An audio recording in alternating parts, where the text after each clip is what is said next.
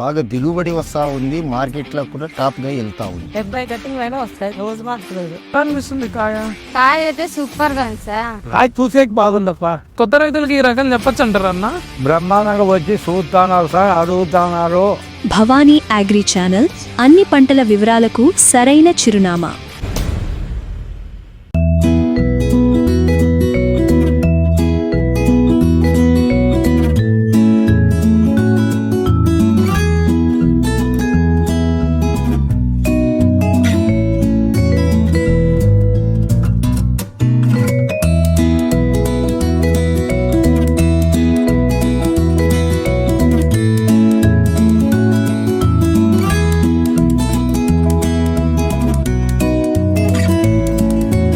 అందరికీ నమస్కారం అండి. నా పేరు ఫణీంద్ర. ఈరోజు మనం మడకశిర గ్రామానికి వచ్చాము. ఇక్కడ రైతు ప్రసాద్ గారు మనతో పాటు ఉన్నారు. వీరు కలింగర విత్తనం సింజంటా సింబా రకం పెట్టారు. వీరు ఎన్ని ఎకరాల్లో పెట్టారో, ఈరోజు మార్కెట్ ఏ రేట్ ఉందో అన్ని విషయాలు వీరిని తెలుసుకునే ప్రయత్నం చేద్దాం. నమస్కారం అన్న. నమస్కారం సార్. ఈ సింజంటా సింబా ఎన్ని ఎకరాలు వేసారన్న? 3 ఎకరాస్ వేసా. 3 ఎకరాలు. 3 ఎకరాలు వేసారు. అవును. ఎకరాకి ఎన్ని ప్యాకెట్లు పట్టింది? ఎకరాకి 8 ప్యాకెట్లు పట్టాయి. విత్తనం ఎక్కడ తీసుకున్నారన్న? నేను విత్తనం అనంతపూర్ భవానీ ఏజెన్సీ దగ్గర తీసుకున్నాను. అనంతపూర్ భవానీలో తీసుకున్నారు. మార్కెట్లో కలింగర చాలా రకాలు ఉన్నాయి. మీరు సింజంటా వారి సింబా ఎంచుకున్నారు కదా, ఈ విత్తనంని ఎందుకు పెట్టారన్న?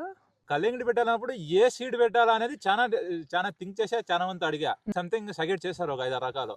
బట్ ఆయన వండుకొని ఏమొద్దు సింజంటా మంచి కంపెనీ వచ్చింది చూడు అంటానండి. సింజంటా విత్తనాలకు ట్రై చేశా.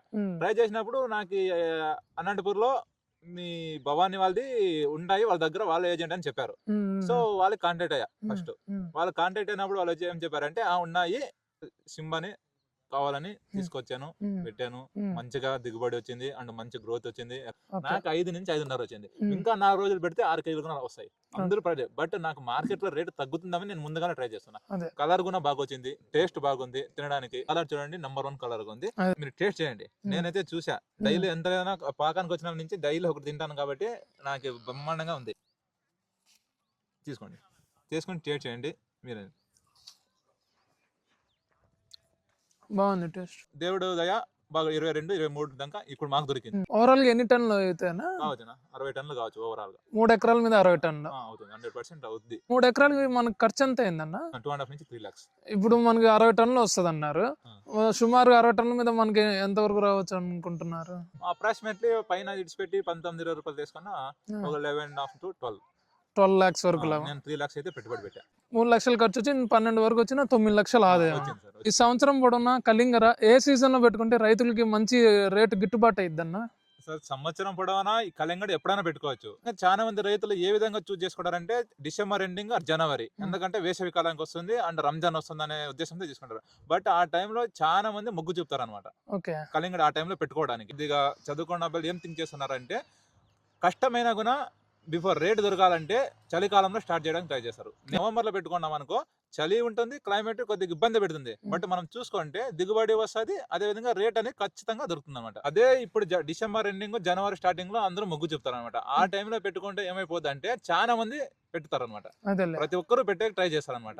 ఏంటంటే రంజాన్ పండగ, మార్చి, వేసవి కాలము, ఉగాది, సంథింగ్ అన్ని థింక్ చేసి ఆ టైంలో పెడతారు అనమాట.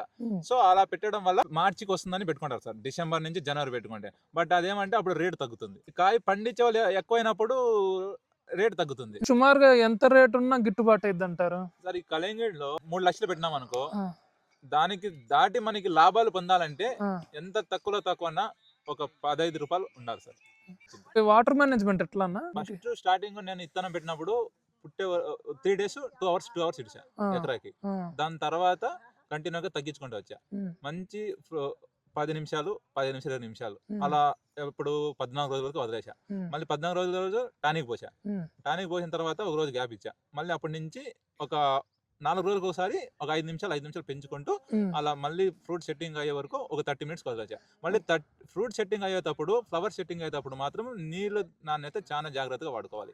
బికాజ్ ఎందుకంటే ఫ్లవర్ డ్రాప్ అయ్యే అవకాశం ఎక్కువ ఉంటుంది, నీళ్ళు ఎక్కువ ఇచ్చినా డ్రాప్ అయ్యే అవకాశం ఉంది, తక్కువ ఇచ్చినా డ్రాప్ అయ్యే అవకాశం ఉంది. ఆ కాయ అనేది మన బొటన వేలు సైజ్ వచ్చిన తర్వాత ఏంటంటే మన కొమ్మ చీల వస్తుంది అనమాట. ఆ కొమ్మ చీల అప్పుడు కూడా మనము మందులు వదులుకున్నాం అనుకో, ఆ కంట్రోల్ అయిపోయి ఎక్కువ పొటాష్ అంతా మన కాయకి ఇస్తుంది, కాయ సైజ్ రావడానికి వస్తుంది. అదే కొమ్మ చీలింది అనుకో, ఇంకా దాన్ని మనం ఏం చేయలేం. ఆ కాయ అనేది వైరస్ రావడం కానీ సైజ్ పెరగకుండా కానీ ఇలా అలా జరుగుద్ది. ముఖ్యంగా చీలడానికి ముఖ్య కారణం ఏం చేయాలంటే మనం సిఎన్వి వదులుకోవాలి. అంతకు ముందు బోరాన్ వదలాలి. బోరాన్ వదిలితే 100% చీలదు కాయ మాత్రం. చీలదు. కలింగరలో ఈ కాయ చీలడము, ఈ కొమ్మ చీలుడు, ఈ 2 సమస్యలతో పాటు ఇంకేం సమస్యలు ఉన్నాయన్న? ఇంకోటి ఏంటంటే మనకి తెల్లదోమ, బ్రైట్ అప్పుడప్పుడు బయట కనిపిస్తుంది, ఇంకా పురుగు నాకడం, ఇవి కంటలు ఎక్కువగా ఇవే ఆకర్షిస్తాయి. కాబట్టి మనం దీన్ని మేనేజ్ చేసుకుంటే 100% పంట అయితే మంచిగా తీసుకోవచ్చు. కొత్త రైతులకు మనం చెప్పొచ్చు. కొత్త రైతులకు 100 to 200% నేను చెప్పడం ఒకటే, యాజమాన్య పద్ధతిలో మనం చూసుకునే దాన్ని బట్టి, మనం కాపెట్టుకునే దాన్ని బట్టి 100% లాభం అయితే తీయచ్చు. ఏదైనా ఇదే కాదు, ఏ పంట పెట్టినా కానీ మనం చూసుకోవడం వల్ల మన దిగుబడి, తెగుళ్ళు, వైరస్ అనేది కంట్రోల్ అయితే చేయగలుగుతుంది అని నా నమ్మకం. థ్యాంక్స్ అన్న, మీ విలువైన సమయం మాకు ఇచ్చి సింబా గురించి చెప్పినందుకు చాలా థ్యాంక్స్ అన్న. మన భవానీ అగ్రి ఛానల్ని సబ్స్క్రైబ్ చేయండి. అన్ని పంటల వివరాలు మన ఛానల్లో ఉంటాయి.